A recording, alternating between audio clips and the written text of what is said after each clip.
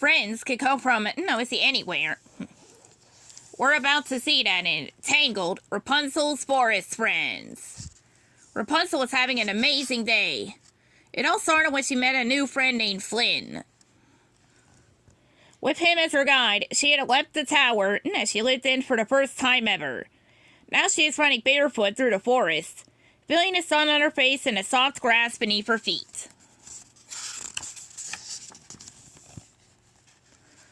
Everything around her was a discovery, from the tallest tree to the tiniest pebble. Rapunzel wanted to learn about all of it.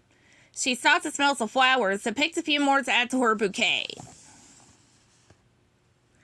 "These are so beautiful," she exclaimed. "What are they called?" "Ah!" A branch in the bushes had started to move.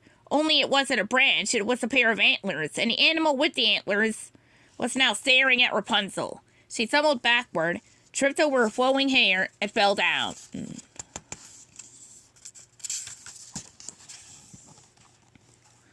Rapunzel scrambled to her feet and hid behind Flynn. "It's just a deer," he said. Then a smaller creature with long ears hopped out of the bushes.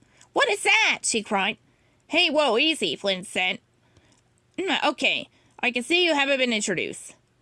Rapunzel, meet the fiercest animal in the forest, a widow bunny rabbit." A whole family of bunnies hopped out of the bushes and began playing together. Rapunzel peeked at them from behind Flynn.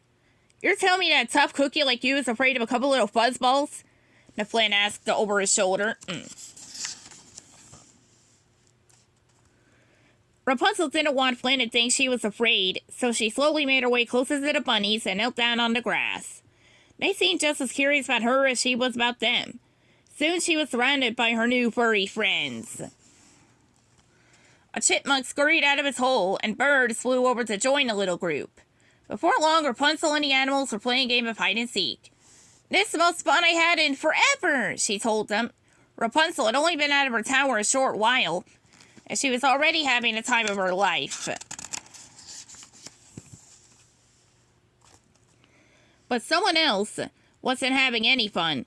Flynn tapped his foot impatiently. "So if playtime is just about over," he said, "maybe we can move on? Mosey along? Get going? What do you say?" "Come on," Rapunzel called to Flynn. "Don't just stand there. Go hide. It's my turn to count." Flynn laughed at the idea. No, I don't do games," he said. The animals wanted Flynn to play too. The birds and the chipmunks brought over some leaves and twigs to help them get started on a hiding place. "Hey, quit it," Flynn cried, shooing them away. Then the bunnies and the deer tried to help. If Flynn wasn't going to build a hiding place, maybe they could build one for him. But the animals had trouble covering him completely. And there was definitely no hiding a scowl on Flynn's face. "Never mind," Rapunzel said to her friends. "I guess he really doesn't want to play." And with that, she led the animals away for another round of games. Rapunzel called back to Flynn. "If you change your mind, we'll be over here having a wonderful time." But Rapunzel didn't stay away for long. Minutes later, she hurried back to show Flynn the new animal she found.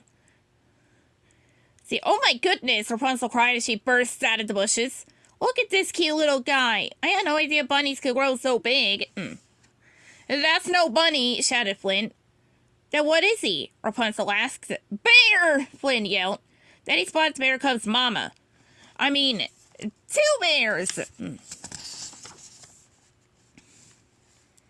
Let's see, in a panic, Flynn turned and scrambled up a tree. Rapunzel watched from below for 2 new friends. She didn't understand how Flynn could be afraid of such adorable animals.